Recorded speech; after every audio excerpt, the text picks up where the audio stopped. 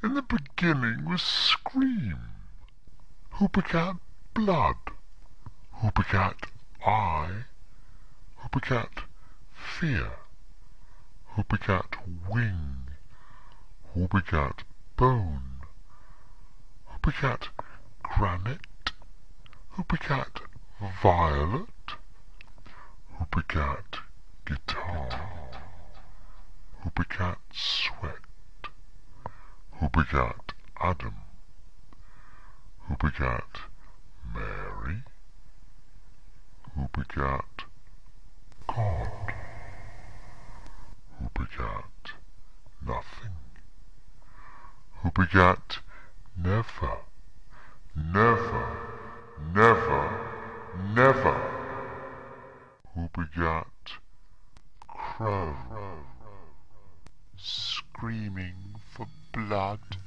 crumbs, crusts, anything, trembling, featherless, elbows in the nest's filth.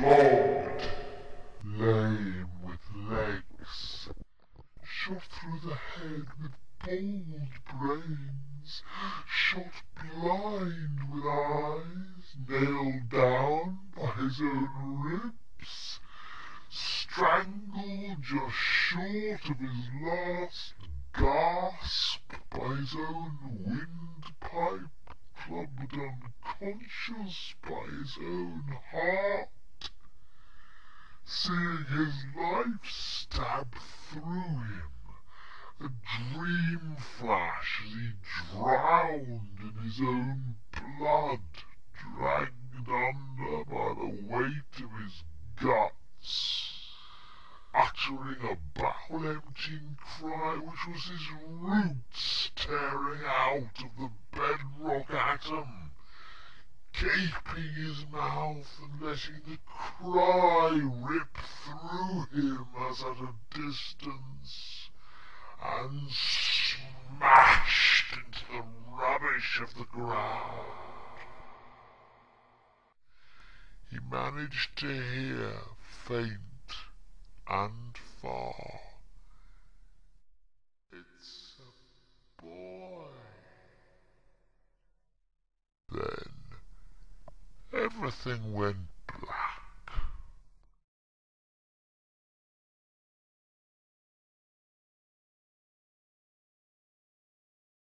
God tried to teach Crow how to talk. "Love," said God. "Say love." Crow gaped, and the white shark crashed into the sea and went rolling downwards, discovering its own depth. "No, no," said God. "Say love. Now try it. Love." Crow gaped, and a blue fly, a tsetse, a mosquito zoomed out and down to their sundry flesh pots. "A final try," said God. "Now, love." Crow convulsed, gaped, retched, and man's bodiless, prodigious head bulbed out onto the earth with swivelling eyes, jabbering protest. And Crow retched again before God could stop him, and woman's vulva dropped over man's neck and tightened. The two struggled together on the grass. God struggled to part them, cursed, wept. Crow flew guiltily off.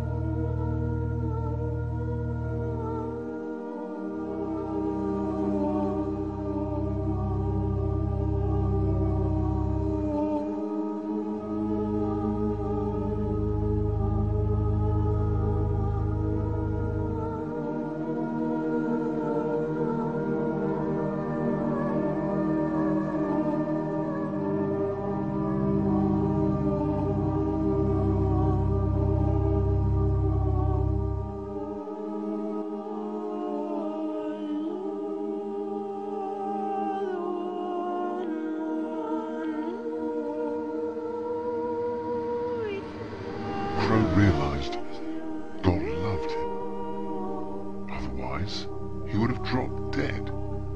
So that was proved. Crow reclined, marveling on his heartbeat, and he realized that God spoke crow. Just existing was his revelation. But what loved the stones and spoke stone? They seemed to exist too. And what spoke that strange silence after his clamour of cause faded? And what loved the shot pellets that dribbled from those strung-up mummifying crows? What spoke the silence of lead? Crow realized there were two gods, one of them much bigger than the other, loving his enemies and having all the weapons.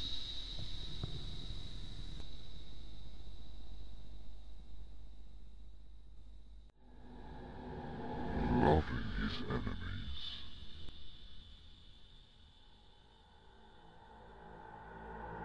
And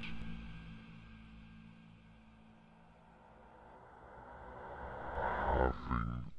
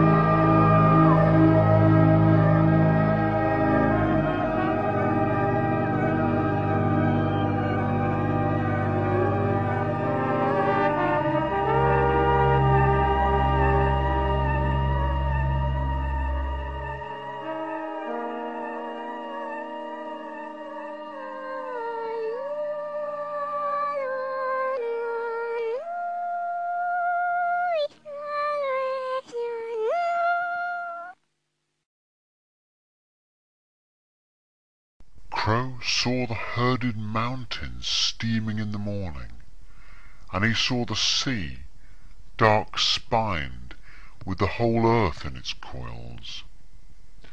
He saw the stars fuming away into the black, mushrooms of the nothing forest clouding their spores, the virus of God. And he shivered with the horror of creation. In the hallucination of the horror, he saw this shoe with no sole, rain-sodden, lying on a moor. And there was this garbage can, bottom rusted away, a playing place for the wind in a waste of puddles. There was this coat in the dark cupboard, in the silent room, in the silent house. There was this face smoking its cigarette between the dusk window and the fire's embers. Near the face, this hand, motionless. Near the hand, this cup. Crow blinked. He blinked. Nothing faded. He stared at the evidence. Nothing escaped him. Nothing could escape.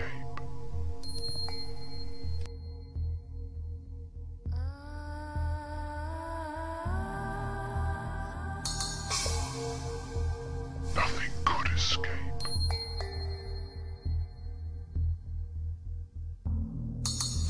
Nothing could escape.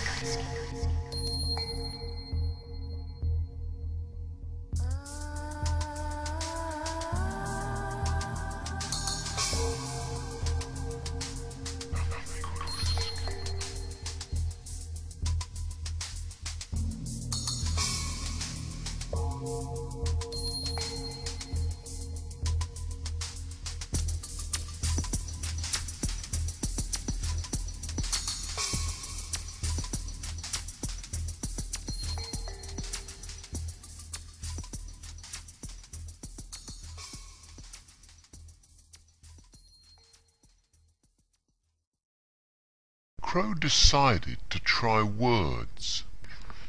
He imagined some words for the job, a lovely pack, clear-eyed, resounding, well-trained, with strong teeth. You could not find a better bred lot. He pointed out the hare, and away went the words, resounding. Crow was crow without fail, but what is a hare? It converted itself to a concrete bunker. The words circled, protesting, resounding.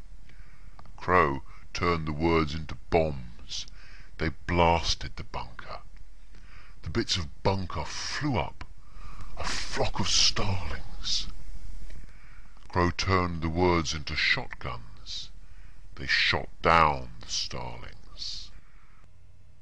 The falling starlings turned to a cloudburst. Crow turned the words into a reservoir collecting the water. The water turned into an earthquake swallowing the reservoir. The earthquake turned into a hare and leapt for the hill, having eaten Crow's words. Crow gazed after the bounding hare, speechless with admiration.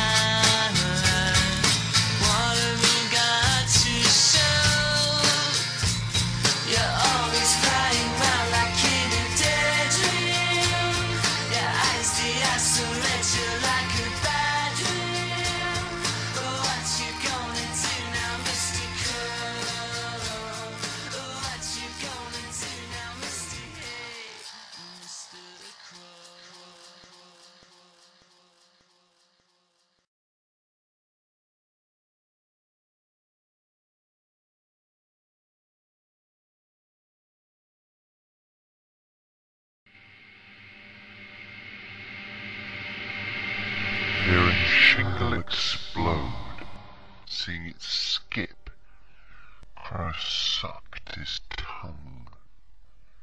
Seeing sea grey mash a mountain of itself, Crow tightened his goose pimples. Feeling spray from the sea's root nothinged on his crest, Crow's toes gripped the wet pebbles. When the smell of the whale's den, the gulfing of the crab's last prayer, gimleted in his nostril, he grasped he was on earth. He knew he grasped something fleeting of the sea's ogreish outcry and convulsion. He knew he was the wrong listener, unwanted to understand or help. His utmost gaping of brain in his tiny skull was just enough to wonder about the sea. What could be hurting so much?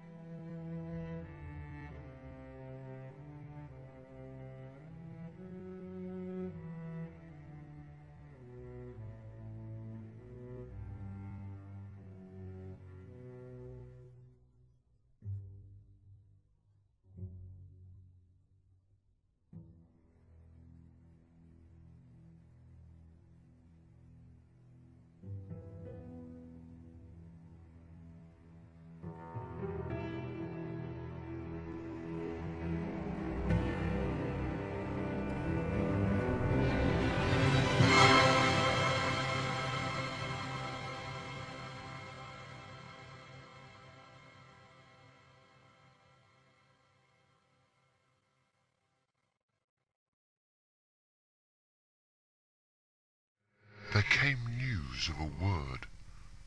Crows saw it killing men. He ate well. He saw it bulldozing whole cities to rubble. Again, he ate well.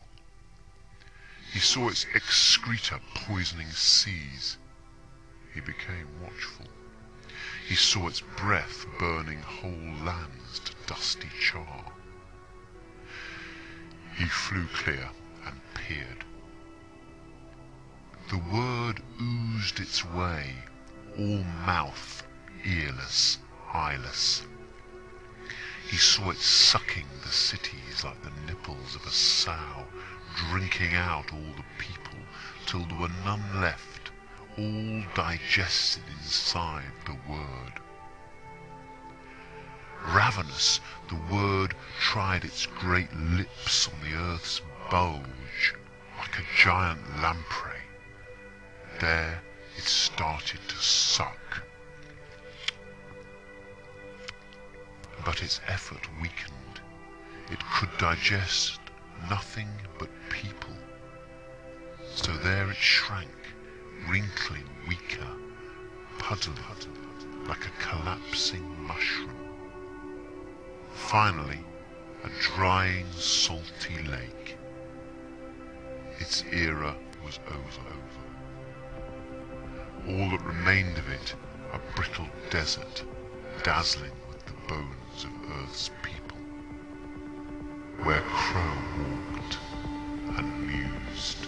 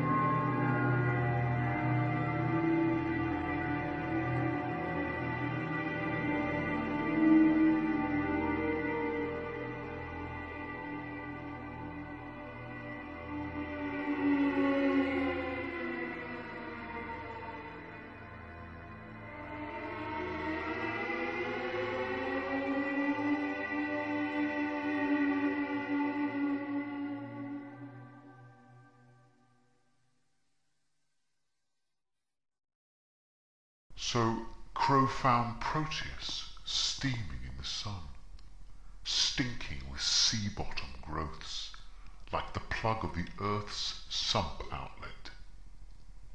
There he lay, belching quakily.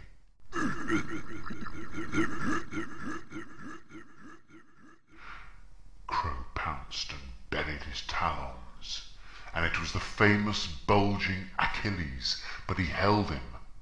The esophagus of a staring shark, but he held it. A wreath of lashing mambas, but he held it. It was a naked power line, 2,000 volts.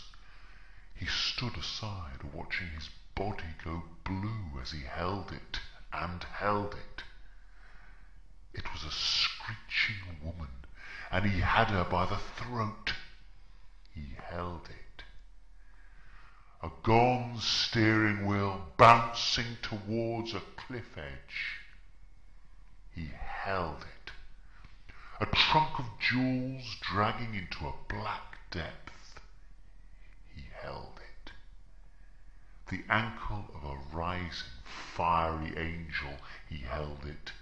Christ's hot, pounding heart. He held it. The earth shrunk to the size of a hand grenade, and he held it, he held it, and held it, and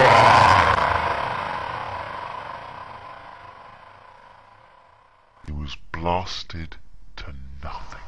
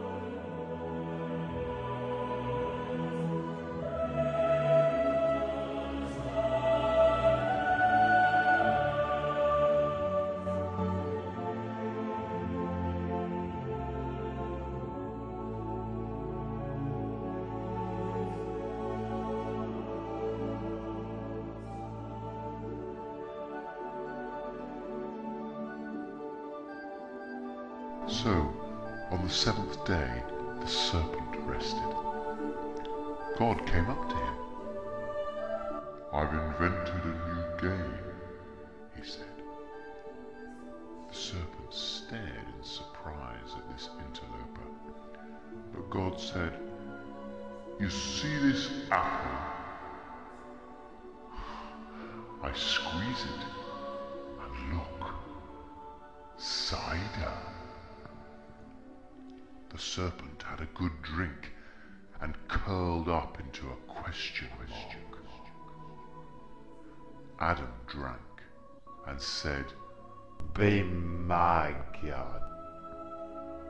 Eve drank and opened her legs and called the cock-eyed serpent and gave him a wild time. God ran and told Adam, who in drunken rage tried to hang himself in the orchard. The serpent tried to explain, crying, "Stop!" But drink was splitting his syllable, and Eve started screeching, "Rape! Rape!" and stamping on his head. Now, whenever the snake appears, she screeches, "Here he comes again! Help! Help!" Then Adam smashes a chair on its head, and God says, "I am well pleased," and everything goes to hell.